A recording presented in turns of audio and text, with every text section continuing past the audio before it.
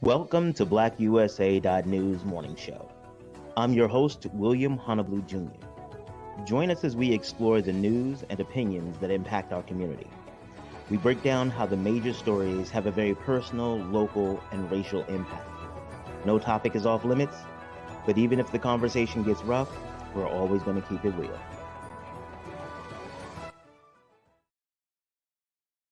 Greetings and salutations, all my people out there in internet land. I am William Honolulu Jr., and I have the privilege and honor of being the host of the Black USA News morning show. Great morning to you! Y'all probably like, why is he excited? He is doing the most this morning. I'm going to tell you why I'm doing the most. You want to know why I'm doing the most? One, I'm happy to be alive, so I'm being grateful for that kind of thing because I've done a lot of work, and with all the stuff that's going on around here, I realized that it could have been the other way. The other reason I'm really excited is that I get to talk to a favorite friend of the show, Tomeka Givens. We're going to talk about real estate and how to make y'all some money and stuff like that. And not just make you money, because she told us, okay, all right, so y'all know how it is.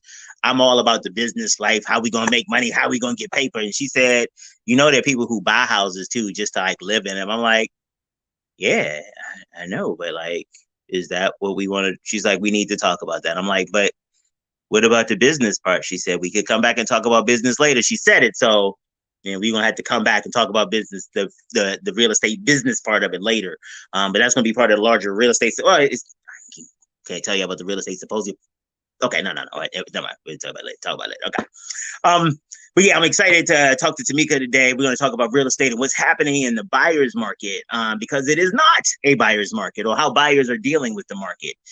So we're going to talk a little bit about that and what's actually happening right now, and how you can protect and prepare yourself for if you have dreams of home ownership. As always, I want to give a big shout out to the super producer, Kyle Crazy Horse Morgan, and our assistant producer, Brandy Raymar. They're doing an amazing job making sure that we have the quality of content and the support necessary to bring you the type of show that you deserve. All right, let's see. You know what? We're gonna just jump into it. We're gonna bring Tomeka right here because normally I do a lot of. No, we're not gonna do that. We're gonna just talk about real estate because a lot of you all have been telling me that you all are looking to buy houses, and so let's bring it. Hey, there she go. Hey, Tomeka, how you doing? Happy afternoon, William? How are you? Afternoon, morning, daytime, nighttime. It don't even matter because we here right now, right? We're present in the moment. We are here. Well, thank you for having me. It's always a pleasure. Absolutely. I enjoy every time that you've been on here. I love the conversations that we have. See, that's the other thing y'all don't realize, that there's like a whole conversation that happens before we get here. Honestly, I think we might just start taping that because some of that stuff is gold. And then we get on here, it's like, you know what? That might not be it because some of it's not professional. So that might be. Y'all know I'm wild. Y'all know. Okay. Anyway. So, Tomeka, we might have some new guests, some new people who are new to the show, and they may have missed some of your other appearances, or they may just not be on social media at all and not know what you're doing. Because if you're on social media and you're trying to do real estate stuff, especially in the DMV, baby, you want to know Tomeka Givens. But okay, let me show notes. I have to calm down and be professional. So, Tomeka, tell us about yourself. Well, my name is Tomeka Givens, licensed realtor here in the state of Maryland. I service Central Maryland and north of Southern Maryland. So Central Maryland all includes Greater Baltimore, that's city and county, surrounding counties, Harford, Howard, Anne Arundel, Prince George's, Montgomery, as well as Charles County.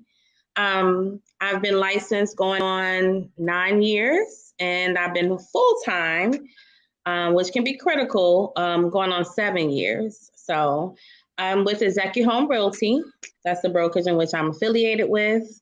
And I specialize in, I'm a certified new home co-broker, which is a fancy title for specializing in new construction sales. As buyers, you definitely want to beware.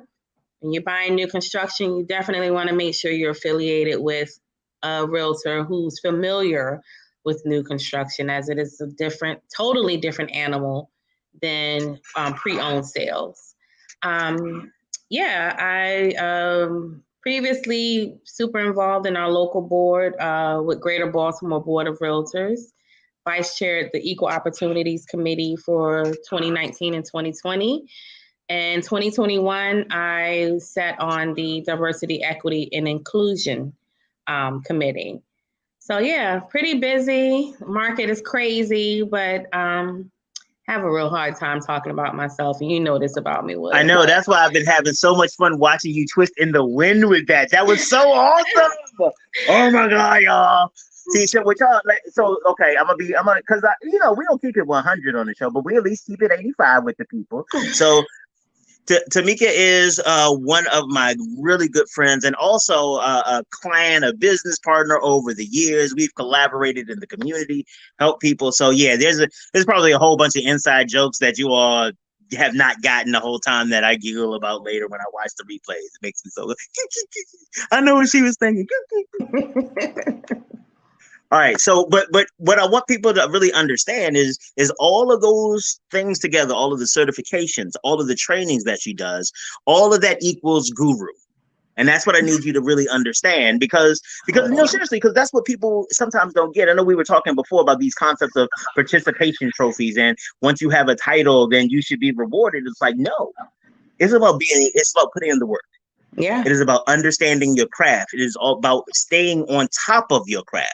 Yeah. And being in the games self-sufficiently to be as this is the way you eat for 7 years, that's some really big stuff. So I just want to say big up to you and also all the rest of the entrepreneurs out there who are really on the grind. It's hard and we get it. And so if you still out there doing your thing, congratulations to you. And you got fans out here in BlackUSA.news. Absolutely. All right. So the nervous part right now is the part that's all right. Go ahead and tell us about the market, yo. It's like I'm sitting there like, oh man, just go ahead and do it. Well, we are in a seller's market. Okay, so as a layperson, you hear these things talked about, seller's market, buyer's market, equity. You should do this, and there's a lot of fucking damn it. There's a lot of information. Yeah, I gotta find. It's okay. All right. Well, now I'm also the general manager of BlackUSA.news. So now the messed up part we gotta talk about, like, I gotta find myself like that. I was thinking about because we gotta do invoices at the end of the month, and I'm like, I gotta send myself. I feel like I'm disrespecting myself. Anyway, wow, I just got way off topic. I apologize. So for a lot of it, like a seller's market, what does that mean? It seems like if somebody's selling something, it should always be a seller's market. That's not what you're talking about. No. So in real estate, the market conditions are either a buyer's market or a seller's market. Okay. A seller's market it really comes down to who has the leverage. Inventory right now, housing inventory is low. Mm-hmm. And sellers have the leverage. They pretty much get to go eeny, meeny, miny, mo to prospective buyers. Whereas in the buyer's market, the buyers have more leverage and the buyers get to go. There's more inventory. So the buyers have more to choose from and they get to go eeny, meeny, miny, mo. So what's happening right now in this current market, as it is a seller's market, the inventory is low. And this is all the case because the inventory is low. The demand is what it is. It's high compared to that of what the inventory levels are. And so the prices, if you're buying right now, or if you aspire to buy right now, you are going to pay premium price. This is not the market to look for a deal. This is not the market to try to haggle. Unless it's a property that's been sitting and no one's checking for it. And typically, as hot as this market is, if there's a house that's been sitting and no one's checking for it, it's for a reason. So as a buyer, you definitely want to be aware of that as well. But anything that's halfway decent, even the houses that need quite a substantial amount of work are flying off the shelf at top dollar. For top dollar. So the sellers have the leverage. And so, houses are going for premium price despite the fact that they need work. It's like I said, most houses that are decent have a bidding war. Bidding war is where you have more than one buyer making an offer. And that's the moment where the seller gets to go eeny, meeny, miny, mo. and you have to bring your A game. This is not the market, even down to and I've mentioned before, well, not during this session here, but as a realtor, I have to be honest. I'm not a fan of the market. You know what I stand for as a realtor, and it's widening the wealth gap. If the lower moderate income buyers don't really stand a chance, even with grants and incentives, where they don't have to ask the seller for seller contribution towards their closing costs like they do in a buyer's market. Even with grants and incentives, it's a challenge, because when you factor in grants and incentives, especially the ones that involve the city or the state, that extends the time in which they need to close. Your lender needs to close. And so from the seller's vantage point, that's pushing back. For every 30 days the house is on the market, the seller has to pay a monthly mortgage. So if I got a buyer that doesn't need seller help and can close in 30 days or less, versus a buyer who also doesn't need seller help, but they have grants and incentives and they need 45 to 60 days, of course the seller's going to go with who can close the quickest. Those are essentially the offers that are winning, the ones that are offering the most, asking for the least, and closing the quickest. And even now in this market, you have people buying cash. You have like buying the whole house in cash. Yep, offering cash. Now, is that good? Is that something that people should do if they have the cash, or is it better to get a mortgage? Well, I'm not a financial. So it depends on your financial circumstances. Yeah. Okay, gotcha. I always say OPM is the name of the game. Even if you have the cash, other people's money. Oh, because my dad, when he died, we got letters from OPM, and that was the Office of Personnel Management, the federal government. I was like, I don't think they're going to help us buy houses. No. I'm saying you can have the cash, but if you can borrow it versus using your own cash, I'm just saying. Like, and just to, I do some financial. Well, I have done financial planning and stuff like that. So even if you have the opportunity to get a mortgage, you also need to think about what you would do with the cash. Or if you have the cash and can get a mortgage, you still have to think about what you will do with the cash and the alternative. So if you don't have to put it in the mortgage and you just go and spend it, like, just willy-nilly because you want to, because you have a mortgage, well, that might not be the best financial move. Now, is it a good mental and emotional help? Maybe, but making sure you understand that you would be spending that money on your mental and emotional health. Right. So yeah, just make sure that you sit down with somebody and be honest about who you are. Right. And so if I'm trying to buy a house, let's say I have dreams of home ownership. I would like that. And because what you're saying right now does not sound like dreams of home ownership. It sounds like dreams of problems. Sounds like dreams of a whole lot of money and spending a lot of stuff. So how can I best prepare as a potential homeowner or a potential buyer, so that I don't get overwhelmed or get hustled or end up spending way too much money? So essentially, if you want to buy right now, you need to have some money saved, straight up. Even the lowest of like at least $10,000 to $12,000 saved up, and that's minimum. That's if you're looking to spend $100,000. But you want to essentially, the less you have to in this current market, the less you need from the seller, the more power you have. So if you don't need seller help from the seller, you're good. If you don't need to ask the seller for anything, you're definitely good. So you want to have money saved. You want to have a reputable lender, meaning and when I say that, one of my go-to lenders that I've been rocking out with heavy, he's my go-to because he doesn't pre-approve, he fully approves.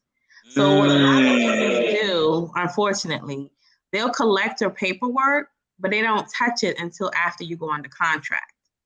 And I feel like that's the ultimate setup. They don't, because you rather comb through the documents beforehand.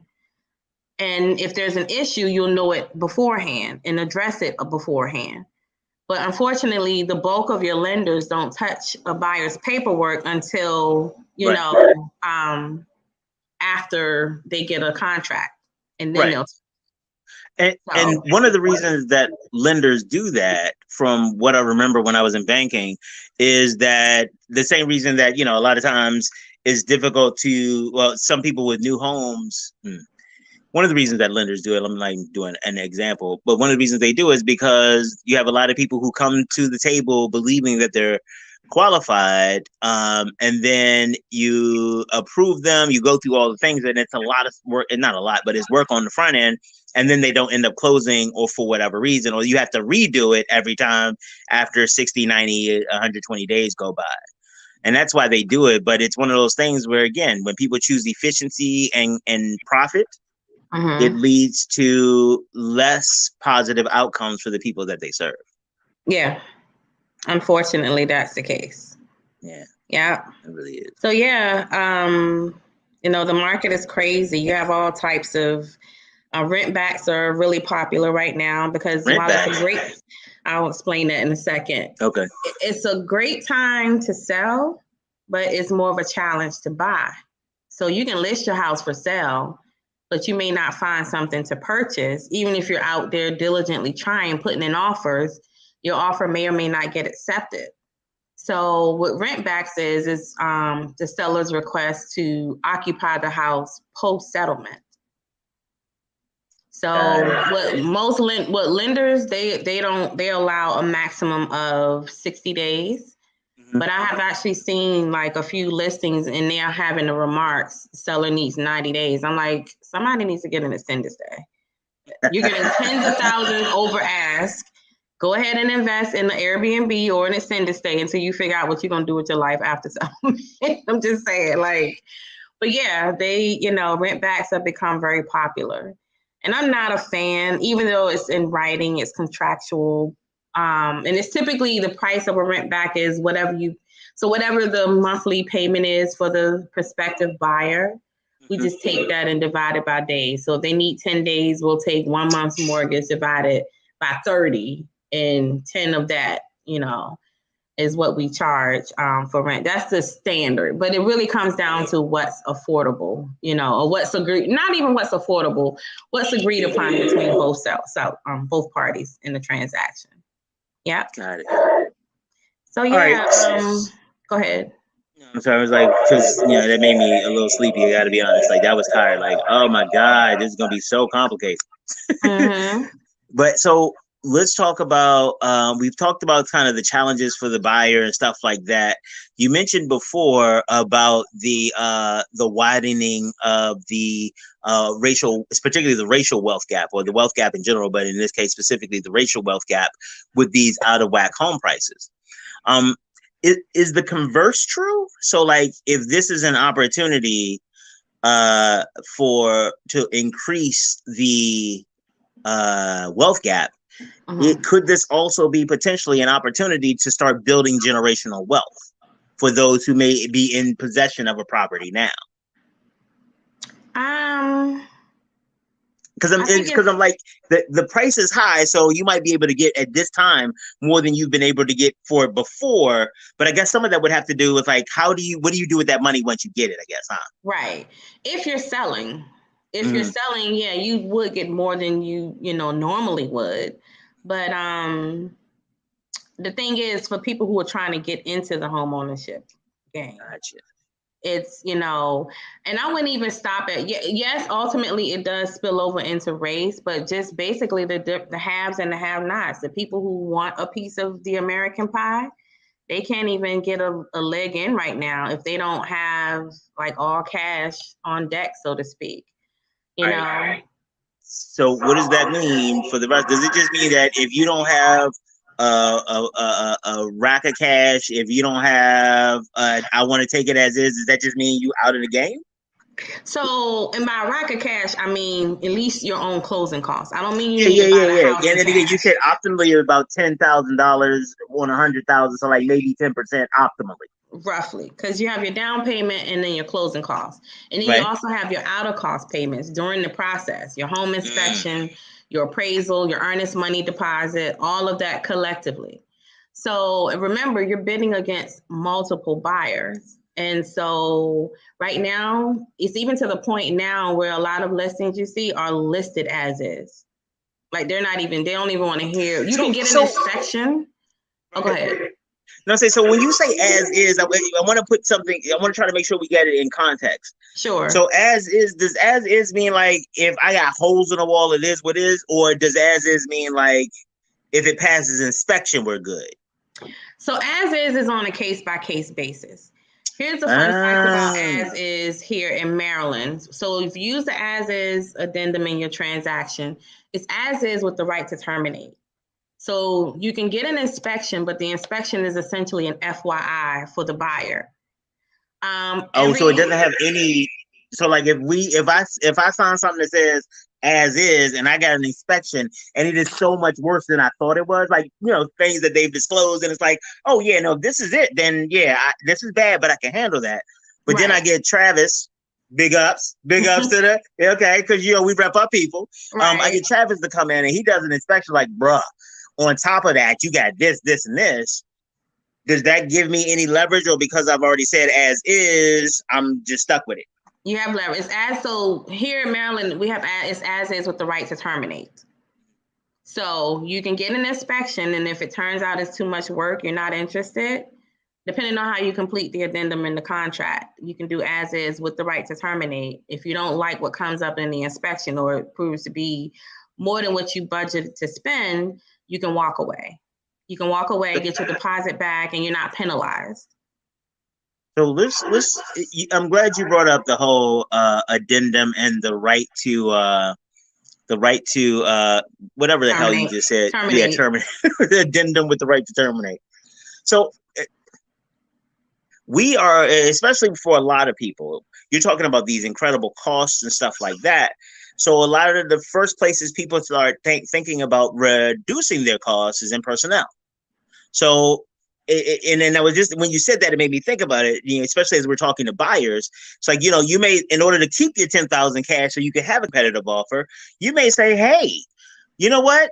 A real estate agent, like I'm gonna have to take all this risk anyway. Why do I need a real estate agent when it's just, like they're just getting a commission on me choosing a house? Like, it's like, it feels kind of like a tip, or like a 10% or 3-4% tip, because it's like, it's like if you recommend something to me off the menu, like I was going to eat here anyway. But listening to you talk just now, just about knowing about the addendum with the right to terminate, because one of those, like even with that little right to terminate piece, without that, when Travis comes back with the asbestos lead paint and all that other stuff, you might be stuck with it because you didn't even know to look for that. Like, so, and I know I'm pivoting real quick, but I don't want to miss this opportunity to and not just because you're a real estate agent, because you're my friend and I want them to give you business. By the way, all of those things are true, by the way. I need you all to contact Tomeka and give her business. I'm not playing. Too much. I can't with you. But I do not, again, outside of you. Talk a little bit about the value that a real estate agent brings, especially in a market with the buyer's market and all these things that are going on. Like, why is it important to have a real estate agent instead of saving maybe $5,000-$6,000 and shit in this market? I never find God say maybe even up to like $10,000 depending on what kind of house you want to buy. Why would I do that?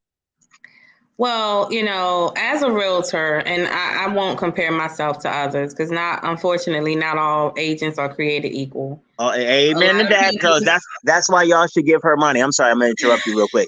That's why y'all should give her money, because all agents is not created equal. And she got a reputation and a portfolio of satisfied clients. I'm sorry. This is not your commercial. We're going to do your commercial later, though, because she's the truth. She's the truth. So again, I'm sorry. Go ahead. See, say important professional guru stuff. You want to definitely get an agent that is reputable. But essentially, an agent is your one-stop shop for everyone else you need in this process. Like I said before, I can't speak for all agents because everyone is in this business for different reasons. And not everybody that's in this business should be in this business. I'll just put it out there. Amen. Some people get into it and they're all about the bag. And it's a side hustle for them. It's for them to make some extra money. So this is my full time. And I'm not knocking those that are not full time. But for me, I was full time my first 2 years and I learned really quickly, if I'm going to be in this to win this and service folk the way they need to be serviced, I have to do this full time.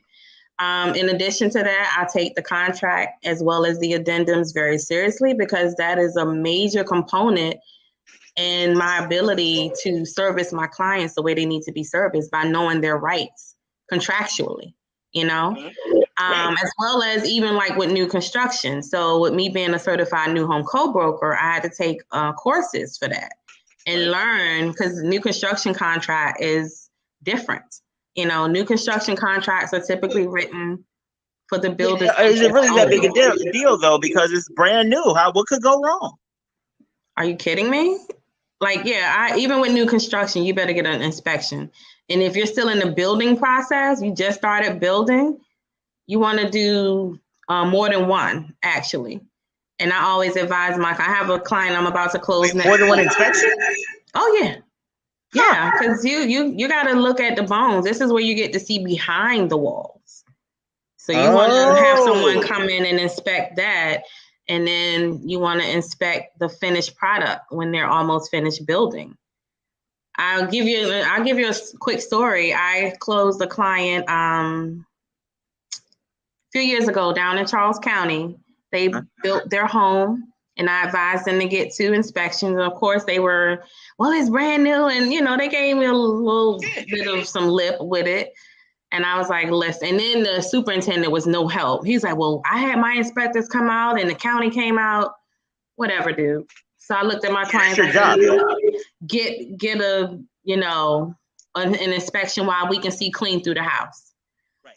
Lo and behold, we got a inspection before they started putting up drywall, and their waste pipes this is a huge $500,000 single family, and 5 bedrooms, 3.5 bath house. That's nice. And the waste pipes from the upstairs bathrooms, instead of it being like it's supposed to be at an incline, like at an angle, instead it was like this. And so what would have happened when the weather broke, because we closed in January, if they hadn't caught that, their toilets would have backed up. And mind you, they had beautiful hardwood floors. If that would have backed up, they would have to bust through their ceilings, and all of that waste would have been God knows. That was new construction, though. Yeah, yes, new construction. So don't ever slip because it's new, or assume because it's new or because it's renovated that, oh yeah, we're good to go. I'm not going to have any problems. No, and so the way I spent it to my clients, I said, look, you're about to spend $500,000 on a house. Spending over $1,000 for inspections for 2, it's an investment in your investment. Like, don't half step on this. Get the inspection. So of course, after they found that, they were like, "Oh, what thing?" I was like, "Oh, now I'm the hero." But before, they were all, there's cost versus value, and a lot of people need to understand that difference. Nope. Got to stop you. You're gonna say that again. There's what? Cost versus value. Hey, one more time for the people who are just tuning in. Cost versus value. A lot of people will bypass spending money to invest in their investment, but the value of finding out that they save themselves heartache, headache, and possibly a court date. Okay. Amen. And even more money down the line of getting that inspection before the drywall went up. They were like, "Oh, thank you so much." And I'm like, "Yeah, I know what I'm talking about. Thank you. You're welcome." So yeah, long story short, they found an issue with the way the pipes were installed from the 3 upstairs bathrooms, and yeah, they had to go in and correct that. So the real estate agents' understanding and their knowledge base, their training, those things are really important, because I guess if they don't have enough training, or if they haven't been in the game, it may just be like going in there by yourself. Right. So in addition to experience too, because here's the thing, you can be licensed 20 years. If you haven't sold none but one house in 20 years, just saying. You're not actually selling and getting the experience. Like, even me being in the game 9 years, I still kind of consider myself a rookie compared to some of my colleagues. I mean, I'm not a rookie. I've sold, you know what I mean? I've sold millions. Come up. Yeah. But, ultimately no transaction is the same. You can buy two houses right next door to each other. There's always going to be something different. So, and just learning, because, I'm not going to sit here and say I'm the end to all or so on, but even little mistakes, I learn from them. You know what I mean? Mhm. And you know me, I'm a recovering perfectionist. So if I make the smallest mistake, I promise you it won't happen again, Right. But for the most part, I'm very working with a realtor, because here's the thing, everyone's a real estate expert until they're not. All of these Zillow scholars and Redfin scholars, and I'm just like, okay, I don't even bother arguing with people. Well, the internet said, and I'm like, okay, we really gonna do this? In Well, fact, there's sites on the internet that also says President Trump is still the president. Oh, okay. So if I'm sure they could find anything that they want on the internet. Hell, if they give me a call, give me $20, I'll create a couple pages for them myself. Yeah, but you got everyone's an expert in real estate until they're not. Until it's time to take that state board test. So that, and the one house wonders is what I call them. People that's bought one house and now they're a whole mogul and they know everything. And I'm like, no, I'm not gonna argue with you. So yeah, I'm very, but I'm very in tune with the process. I leave no stone unturned. Even down to the people I recommend. Anyone who knows me in this industry, I am very selective in who I work with, who I recommend. You know what? I know that to be true. So let's do this. Shout out some people that can help some of the borrowers that might be listening now, especially if they're in the Maryland area. Because I know, Travis is wonderful. We've been working with Travis for like a second, and he is very highly rated, capable, a brother out here doing things in an industry that is not very welcoming to brothers. So let them know who the squad is. So I have a few. I don't, always keep more than one. But Inspectors, Travis, MRP Home Solutions is wonderful. Dwayne with DMV Home Inspections is good. He services down like closer to DC, but he will come up to Baltimore too. Okay. Title companies, Marvin Reese, CLA Title. And I work with these people. The people I recommend, I work with them because they're knowledgeable in their craft. They genuinely care about the people they service, and they incorporate customer service as a part of their business model. Okay. If you anything short of that, you don't even need to call my phone. So why are those things important? Because I can't speak for others. I'm only speaking for Tomeka Givens. I don't just sell houses. I sell an experience. And so I need people that are going to contribute to my buyer's experience. So when you look at my, past client reviews, I don't tell them what to say. They say based on what's on their heart, based on their experience. And I make this process super easy and super seamless for my clients. You know what I mean? Yeah, and that's a really big deal. Is working with people who are knowledgeable. They're going to tell you what it is and tell you what it ain't. You may not like what you hear, but you'll appreciate it. Right. Honestly, I'm not out here splitting any atoms. I'm pretty much treating people the way I would want to be treated. Right. So that's a really big deal because a lot of people don't do that. Yeah, no, they don't. A lot of, agents are just about the bang. And don't get me wrong, I'm about my coin. Yeah, but let's make sure that's clear. But, I'll let you know if this house gonna need some work. And even if that means, and every buyer's different. Some buyers' budgets, I've sold houses when I'm like, this house needs some work. And the buyer's like, I don't care. My sister lives around the corner. We're both from California. The odds of me finding a house that's close to her in Baltimore, I'm cool with it. I have the budget to rip everything out. All right, cool. But the thing is, I told her. And and she could plan for it. That. And that's what separates me from many, is that I conduct myself and my business in a manner in which I need to be able to sleep at night.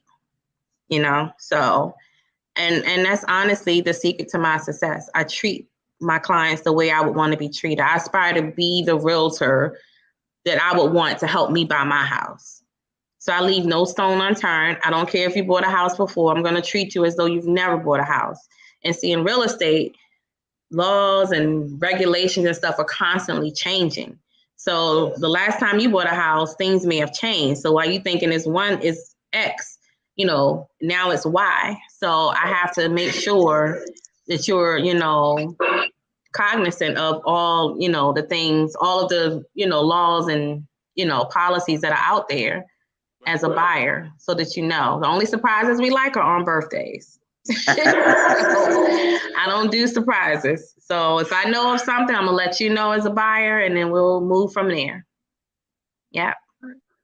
So I think that is ultimately what separates, why you want to have a realtor. You don't want to buy without one. Can you buy without one? Yes. A lot of people do it. I can't tell you if people be in line at these new construction sites buying houses without a realtor. And you even know my story. I did it, and I'll say. Actually, that's one of the ways you got into real estate, realizing some of the mistakes you made when you were trying to get them fixed. Yes. So my first house, yeah, absolutely. And,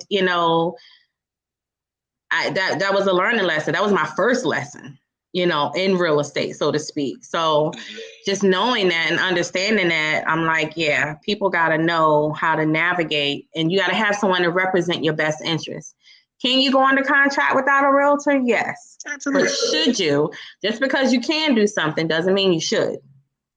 So, like, for example, go ahead. There are enough videos online about removing ingrown hairs. But if I have this huge pustule on the side of my neck, I should probably go ahead into the because again, I could watch it and see how they do this, and me and my sons get together because we're all smart. We could do this. But like when you hear me say that, it's like, okay, this is really stupid. Like that doesn't even make any sense. Like it really doesn't. Or you know what? I'm gonna set my own arm, or just anything, or how about this? I want to get my eye LASIK, and so I'm gonna do some home LASIK because it's just science. It's just science, and we're smart. And again, that sounds stupid, but a lot of people. How about this one? I'm going to go to court by myself. Yeah. You could. You absolutely could. You could represent yourself. And if you have a simple enough case, if the house is everything you wanted, and the buyer you're comfortable with, the buyer seller, it maybe even might be between friends or whatever, you could do it. And right. Honestly, nothing bad may happen, but it might. Right. It's a risk mitigation strategy. Going back to, the whole, when I said not all realtors are created equal, there are enough bad apples that have made us look bad, and they think we just show houses and collect a check. I can't speak for other realtors, but I know with me, I do way more. I do paperwork, I do negotiations that they don't even know about in the transaction. And I make stuff happen, and I make it so easy and seamless. And that's how it should be. This process should be celebratory. It should be happy. The buyer should be happy. The seller should be happy. Not stressful. Not, oh my gosh, I couldn't get in touch with this person. And that's when I say I sell an experience. I leave no stone unturned. I stay in touch with my clients. I keep them alert of what's coming next. There's nothing for them to guess. They don't have to guess anything. I present everything. And if you trust me enough to follow my instruction, this process will be easy and seamless. I've had a client be like, am I really buying a house? I'm like, yeah. I've heard other people's experiences, and this is But typically when you hear the horror stories, it's because they were working with someone that either didn't know what they were doing or didn't care enough to educate while they navigated them from contract to close. And that's the difference, You got a lot of people. Go ahead. One of the things you said before, again, goes for this whole price versus value thing. Mm-hmm. It's like, as you are looking at one of the values that hiring a real estate agent provides is a level of peace of mind. Yeah. But before they can provide you peace of mind, you need to know that they're the right person. So let's say it's me. I'm trying to find a house. I know you, I'm just going to call you, but let's say they don't know you like that. Y'all need to get to know her like that. We're gonna get her number at the end, okay? Stop it. But let's say that they lose this video, that like the end of the video, your number is, that they should just be able to Google Tomeka Givens. But anyway, and they want to prepare themselves because they want to, and to the extent, even if you do call it Tomeka Givens, go and talk to some other realtors. Yeah. Like, to me, I'm comfortable you're going to come back to Tomeka, but I would go talk to other ones. And so as I'm going around interviewing, because you're on the top of my list, but I am going to go and interview others. Yeah.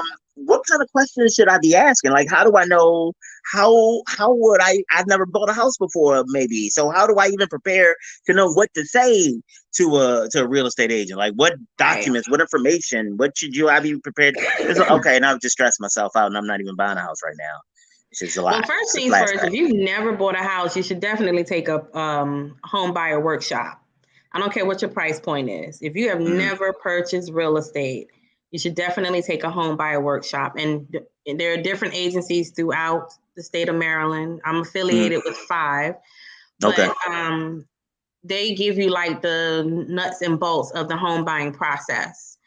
As far as vetting of an agent, I'm not afraid of a little competition. I'm very confident in what I know, and I don't even profess to know it all because, like I said, real estate constantly changes.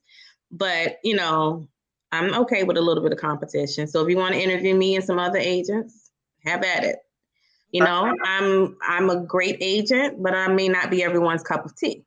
So because I do have standards, just like when someone's interviewing me, I'm interviewing them too. The vibe has to be two-way. I never want to lock someone in and make them feel like they're stuck with me.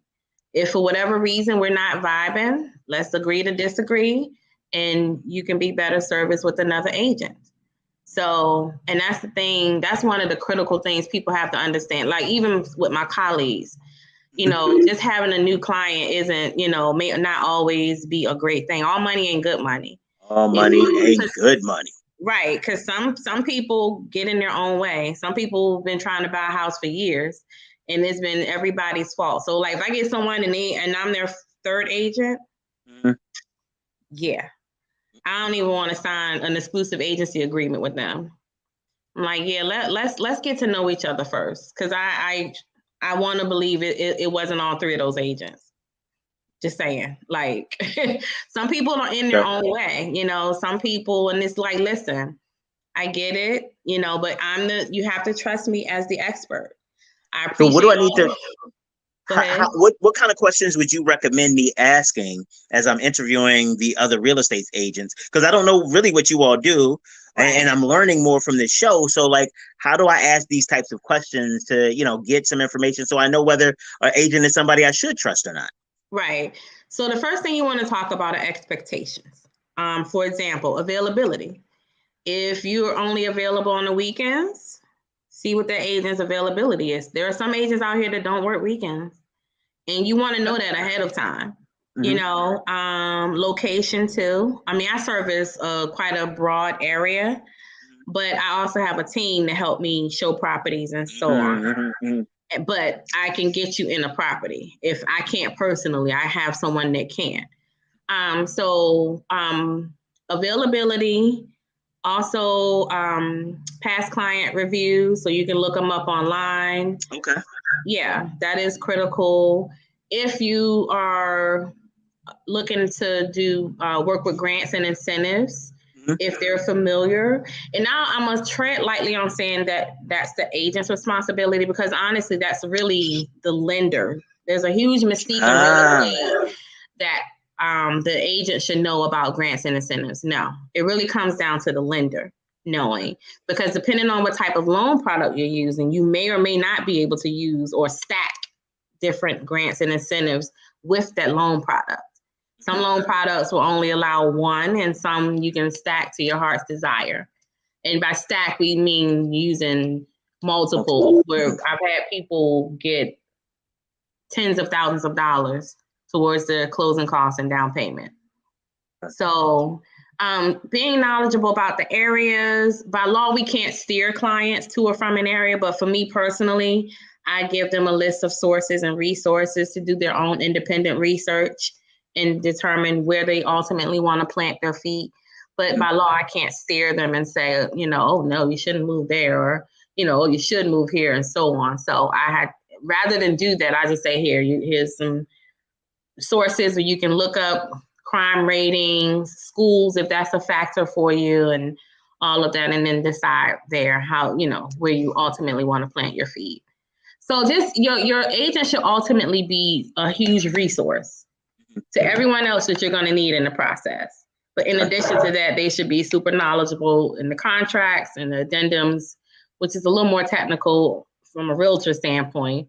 And the average buyer doesn't know that, but their client reviews will say it all, I think, personally. Yeah. So what if you have a real estate agent who's not really online? Is it cool to ask a real estate agent for like client references, or is that considered disrespectful? I mean, if they're not online. I don't know if I would give out, because I'm very territorial over my clients. Mm-hmm. So I don't want to put their personal, like, for instance, no, understand, but go ahead. Reason that I say this, and here's the thing, and because again, this is the cool part, y'all, because I know her. I know that you have at least 3 people that I know of that you can pick up the phone and call if you needed a reference. Right. So not that you're just giving away people's information, and not that you like put it on bathroom walls. Hopefully you're not doing that, because that'd be disrespectful. But yeah. Well, it depends on which client. Sorry. Some of your clients. You know what? Different show. That's for Titillating Tuesdays. We're gonna get to that later. No, wait. We do have a show now called Titillating Tuesdays. My show on Tuesdays. Do you remember Stacey Dennis? The Zeta who used to work for works for the health department? You might not have met her back in our GBLA days. She's a disease intervention specialist and a sexual health educator. So we talk about sexual health. We talk about particularly when it comes to what parents can do to be more responsive to kids. And again, I know this is not about real estate, but it's my show, so I'm gonna tell you what she said. The last Titillating Tuesday, and talking about the need to educate kids. So she was talking about having to explain to young girls who are heterosexual, inspect the penis before you engage in whatever. And she said, and then understand what it means when you inspect it, because she was talking to this one girl, she in her late teens, like 17, 18, and she tested positive for, I think it was gonorrhea or chlamydia. And when it might have been gonorrhea, and when she talked to her about was there any discharge, she said, yeah, a little bit, but he said that was because he was really excited. So, well, what color was the discharge? Green.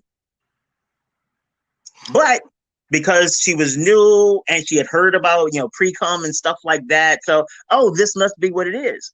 And this is granted, I didn't know I was going to try to tie it in this way, but let's see if I can go. It's a long walk. I'm gonna see if I can bring it back, because I realize I'm off the rails a little bit, and I wanted to give my show notes.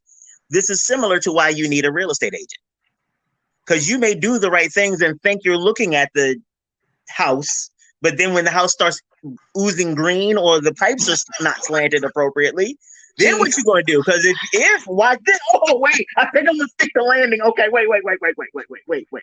Because if in your example, because you gave me the example, your example about the pipes going straight down versus sideways, that's like it looking green.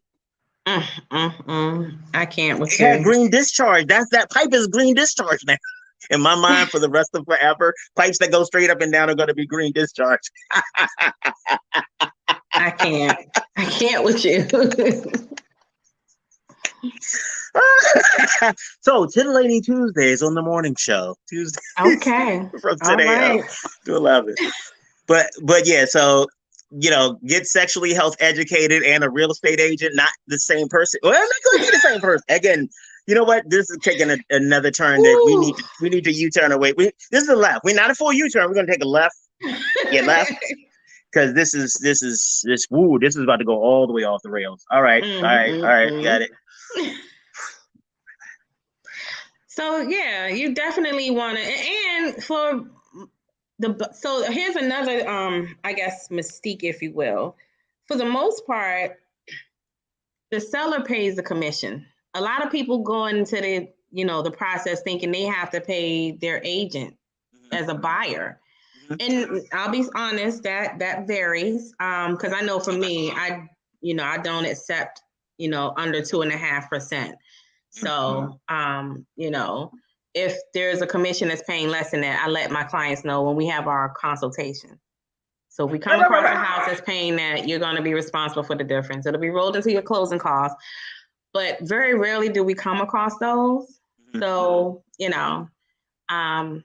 not an issue. But again, the key is communication. And I communicate this with them. I don't try to slide it on the back end behind their back and hopefully they don't catch it. No, I let them know ahead, like, this is what it is. But typically, you don't pay your agent as a buyer, you don't pay your agent's commission. And then when you're a seller, you get the fun of paying the commission for both sides. So, and that's, what that technically means is that, and so I understand that, but like from a buyer's perspective, it doesn't really change much from my side. Like I still got to pay whatever my closing costs are. Right. And, whoever depends that is just doesn't really change them. It's the same thing. It may just mean my balloon payment, or not balloon payment, but my mortgage may be higher and those types of things. Right. So it's kind of like, I try to use really affects the cash to close amount. Right. The amount they have to bring the amount of cash they have to bring to closing, whether it's a wire, a certified check, or money order, whatever the title company tells you that you are, you can bring whatever form of payment. So here's another thing that I appreciate, that the communication that you do. I remember we had this conversation before. I remember the first time I bought a house. We had talked to our agent about like how much we should be prepared to bring to the table for closing. I was like, okay, got that. And then the title company sent us the thing in advance of closing. The number on that was way higher than so I immediately panicked. It was like 10,000 more. I was like, look, this is what I was talking about. They trying to cheat me. This is the man trying to hold me down. And But what my agent didn't explain to me is that initial one is just the raw what I will. It's kind of like the bill you get from the hospital before they add your insurance payment into it. And the closing costs, it was kind of like my copay. That's how I ended up understanding it. Right. But when I first got that bill, I was like, oh no, we're not doing this. This is people trying to steal my money. I don't even got that kind of cash. And this is my family, and we were going to dream. We were going to build a family there. And right. It got out of hand. Working with a realtor, I actually get involved. I get all up in their business as far as their lender. Me and their lender become besties. We have to. And so here's the thing, by law, a buyer has the right to choose their own lender. Absolutely. And I let them know if their lender end up doing something crazy. You can't vouch for somebody to pick. I can't, exactly. So one of the things is when they say, oh, I'm pre-approved, I need to see your pre-approval letter. And in addition to that, I advise their lender to give them a loan estimate. A loan estimate is critical because it gives you 3 numbers to help you determine if you can buy a house. It lets you know what your down payment amount is going to be, your cash to close amount, and most importantly, that I call it the PITIMI, your monthly payment. PITIMI, that's the principal and interest. That's the loan piece. The principal is directly to the loan. The interest is how much the bank is charging you to borrow the money. Then there's the taxes, which are your property taxes. Okay. Then there's the insurance, which is your homeowner's insurance, and if applicable, mortgage insurance. Wow. So one of the things I always vet the lender as well, because some lenders will tell you what your monthly payment is going to be, and it's just the principal and interest piece. They don't include the taxes, insurance, and mortgage insurance. Because that'll change everything. Yeah, exactly. So I like to know that ahead of time because I'm big on not wasting time, gas, or money. So if before we go out and start looking at houses, I need to make sure. In fact, I just wrote a blog about how to know when your overall financial strategy is locked and loaded. Because you want to, and I vet their lender. Like, did you verify their income? Did you verify their, employment? Sorry, time out. Time out. Am I on your distribution list? What you mean? Because you said you did a blog. What I don't remember seeing an update for the blog. I put it on my I did a link in my group, my private group. I'm sorry. I apologize. I didn't know if I didn't know You're there was in my group. I don't remember getting this update. Okay, because I need to. What platform are we on? Because I'm Facebook. feeling feelings right now, and I'm trying to keep No, them. What you're in my platform? group. You like my stuff. My Romers, Real Oh, Home okay, that one, Buyers that of one, that one. Okay, Maryland. when did you do the blog? I posted it. I want to say last week. Yeah, maybe I haven't been. Okay, okay, I'm gonna Yeah, check because yeah. you know I'm sensitive because I feel I don't like being left out of stuff, and I was like, oh Oh my my god, people get the gosh. blog and I don't even get the blog. No, but yes, because I hear the horror stories from my colleagues. They working with a buyer, find out, the money was X. It turns out being Y. There's $3,000 shortage. And I'm telling you now, I'm a great agent. I do not negotiate any parts of my commission. That would be equivalent to asking someone who worked 40 hours to work 40 hours but get paid for 30 or 20. So sometimes I have to speak buyer's language, and that's a conversation I have with my buyers. So this is And why. it's a real conversation because that's not even reasonable to expect. Yeah, but no, some, No, I didn't say they didn't expect it. I said it wasn't reasonable. right. So I have to let them know at the door, I am not paying any portion of, I will help you all I can help you, but I work for this and I want every dime of it. So we need to make sure that this is for your house that you're going to live in, not me. All right, so this is what we're going to do right now. We about to close this all the way out because you coming back. You can't keep coming back. I love it. I love helping to educate people so that they can understand they can be successful in real estate. So tell them how they can get in contact with you. So my website I have a website. You can search for properties and the whole nine. It's Tomeka Givens realestate.com, all one word. I also have Facebook, Maryland Living with Tomeka Givens. You can also follow me on Instagram at Tomeka Givens. And those are pretty much, I'm on LinkedIn if you have a LinkedIn. And those are the ways. My phone number, direct phone number is 443-845-1137. And you can call or text me if you have any questions about real estate. Get at me and I'll respond. And she will give you top quality information. See the truth, y'all. Y'all know I don't bring y'all no people who be sidestepping and stuff like that. All right, Tomeka, I'm going to let you go, and I am looking forward to seeing you again sometime soon. Absolutely. Thank you. All right. Such a pleasure to be on here, and I appreciate the opportunity as always. All right. Bye. All right. Bye-bye. We will be black tomorrow.